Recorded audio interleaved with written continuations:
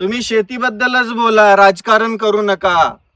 राजकारण नेत्यांच्या बापाची मक्तेदारी आहे आणि आम्ही इथले गुलाम, इथल्या लोकशाहीचे गुलाम. कोणत्याही गोष्टीवरती बोलत असताना माझं काम आहे, मी पहिल्यापासून जिथं जिथं अन्याय झाला, जिथं अत्याचार झाला, जिथं प्रॉब्लेम निर्माण झाला, त्या प्रत्येक गोष्टीवरती आवाज उठवलाय. मग ती सामाजिक असो, राजकीय असो किंवा शेतकऱ्यांबद्दल असो. आणि मला वाटतं माझा आवाज तुमच्यापर्यंत पोहोचेल, तुमच्या कानावरती आदळेल आणि तुम्हाला जाग येईल म्हणून मी बोलतो. काल परवाची घटना झाली, त्याच्यानंतर एका गोष्टीवरती व्हिडिओ बनवला. नेत्यांना काय म्हणतात ना, कोणावरती मला बोलायचं काही संबंध नाहीये, पण मला इथल्या सरकारला जाब विचारायची गरज वाटते. मग ते सरकार कोणत्याही पक्षाचं असू द्या. त्याचं कारण एकच आहे, ज्यावेळेस शेतकऱ्यांचं लाखो करोडोंचं नुकसान होतं, आमचा शेतकरी देशोधडीला मिळून जातो, आमच्या शेतकऱ्याचं नुकसान झाल्यानंतर त्याला सहानुभूती कोण द्यायला येतं का?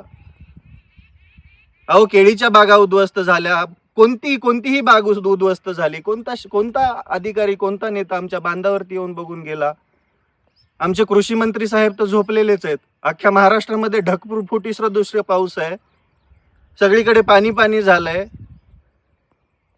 मग तरी पण आम्ही बोलायचं नाही. शेतकऱ्यांचं कितीही नुकसान झालं तरी आम्ही बोलायचं नाही. आमचा शेतकरी 100 मधून 1 जण बोलू शकतो, मग त्याने बोललंच पाहिजे ना. त्या 100 जणांचं प्रतिनिधित्व केलंच पाहिजे. आम्हाला राजकारण करायचंच नाही. ते राजकारण तुम्हाला लकलाभ. फक्त आम्हाला आमचा हक्क मागायचा आहे, आम्हाला आमचा अधिकार मागायचा आहे आणि त्याच्यासाठी आम्ही बोलतोय. शेतीची माहिती सांगतोच आहे मी. 1000-2000 व्हिडिओ आहेत शेतीबद्दल, रोज पण टाकतोच आहे. त्याची काळजी तुम्ही करू नका.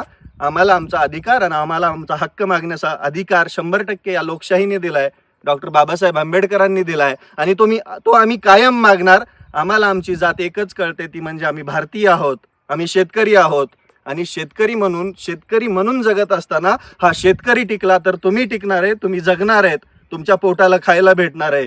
शेतकरी संपला तर काय खाणार आहेत तुम्ही विचार करा. उगं काहीतरी बोलायचं म्हणून बोलत जाऊ नका. मला पण कळतं मी काय करतो आणि मी काय बोलतो. आजपर्यंत एकही चुकीची गोष्ट केली नाही आणि इथून पुढे कधी करेल असं मला वाटत नाही.